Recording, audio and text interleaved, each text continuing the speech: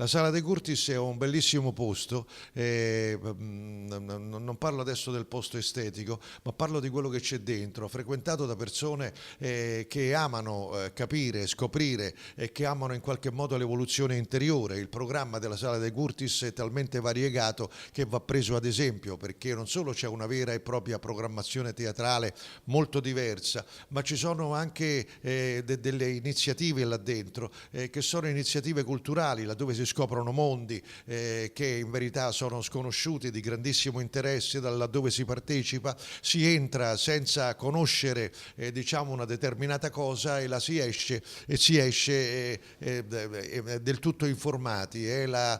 sorpresa, la scoperta di una serie di misteri, un luogo di incontro dove attraverso la conoscenza si comunica, una conoscenza molto ampia, ma anche una conoscenza particolarmente legata alla città di Catania, che è una delle poche città d'Italia, non sono in molte in verità, e io oserei dire d'Europa per certi versi, dove ci sono dei locali che non chiudono mai. In Sicilia c'è soltanto a Catania tutto ciò.